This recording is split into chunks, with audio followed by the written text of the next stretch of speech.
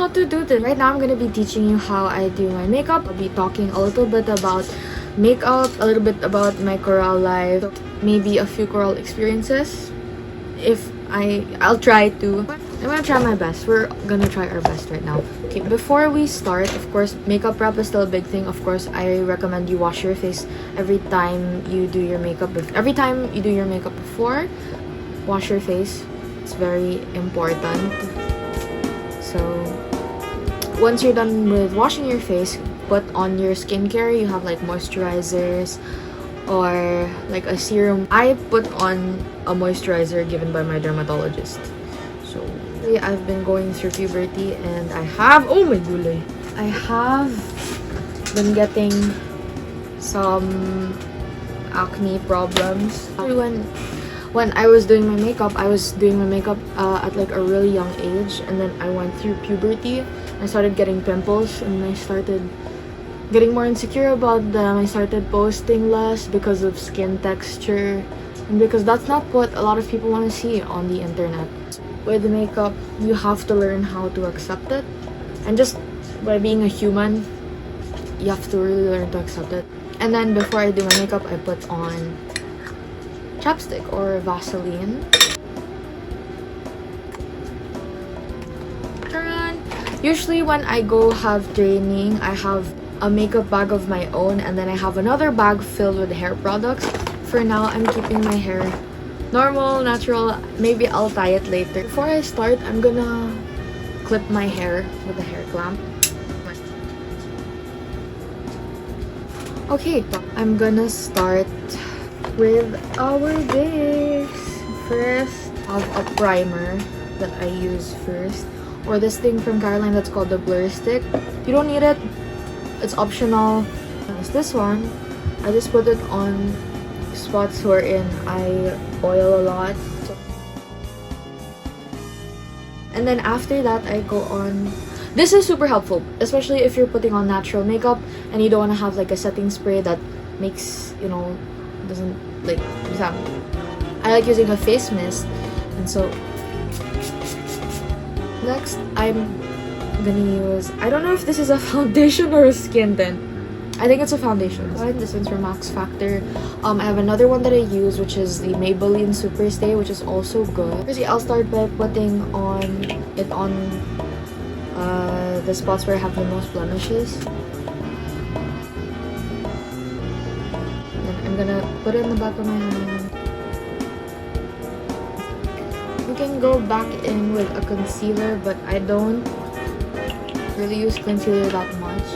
Usually, I go back and if you need a tutorial on eyebrows, I'm so sorry. I cannot provide that for you. Next, I'm gonna go in with a blush. If you have any cream products, especially cream contour, cream blush, or just any cream on your face, do it before you put on powder. And so my blush is a cream. I take a brush and I stamp on it.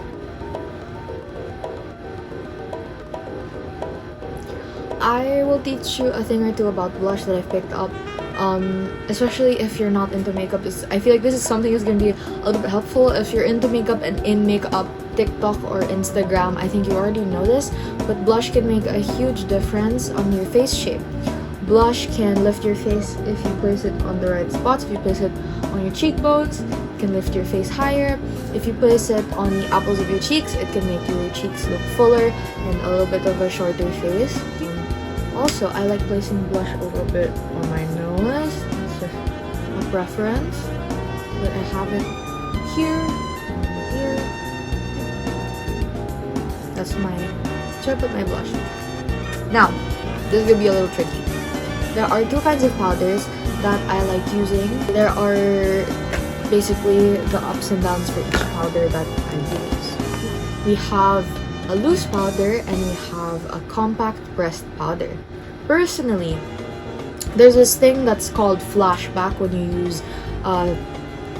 use like more of a loose powder. This thing that's called flashback. When you take a picture and there's a flash on it and you didn't blend in your powder well, it's gonna cause it to have a white mark on your face. And so usually I recommend using a compact powder or a foundation powder, which is also same thing. They have a color, and so when you put it on your face, it doesn't really cause as much flashback as it would loose powder. But I'm gonna use this one for now. For the longest time, I feel like, not really for the longest time, for a long time, I think I've been really passionate about makeup. I have to give it to Chorale. Super duper duper have to give it to Chorale when I was back in junior SPCP Chorale to be the reason why I love doing my makeup now, why I had a makeup account in the first place, and why I just seem to have an interest in it, because performing in Chorale is the first time I ever put on makeup by myself, and I think I just really fell in love with it. A few years ago, back in Vox Ball, I got the opportunity to do my team's eyeshadow and makeup. Some I did like a makeup and some I did just eyeshadow. It was super duper duper fun. It was my first ever like experience of something that's freelance, or like a freelance gig, except I didn't get paid at all. It was just out of my, something I just really wanted to do, which was fun. And yeah, I had super fun. I think it was for our talent fest. We were all wearing red and I did like a warm eyeshadow look. And then yeah, this Chorale really gives you some sort of identity, and it gives you a home, it gives you a place to discover more people and to create, like, have this family of people who have the similar interests as you, or not the same interests as you. And I guess it's something that we don't really get to think about often or appreciate enough, is the families that we create when we are part of a varsity.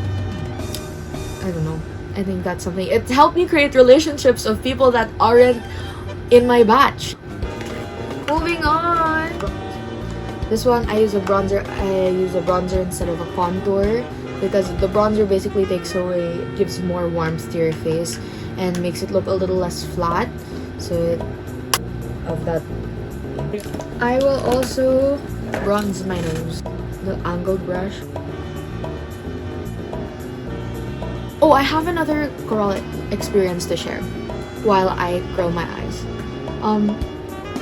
I feel like nobody talks about this a lot. I don't know if this is just me or if other people have experienced this too, but have you ever had like a realization in Chorale wherein it's like you got into Chorale and then you have this realization and it hits you like, oh my god, like I'm part of this group now, and like I'm gonna perform with them now, like this is crazy.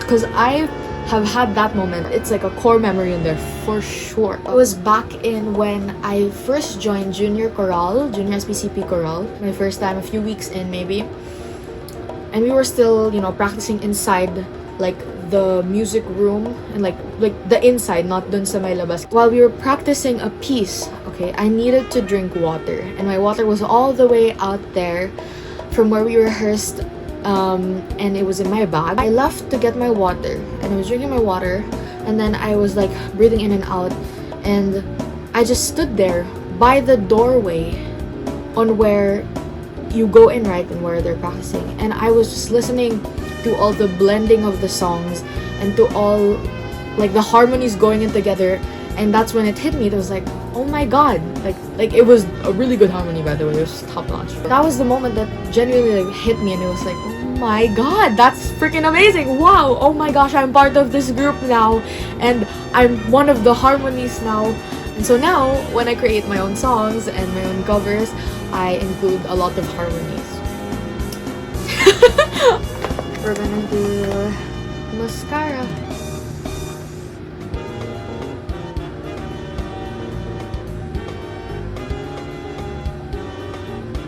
You can do like a lipstick or a lip tint. And there you have it. This is my natural look.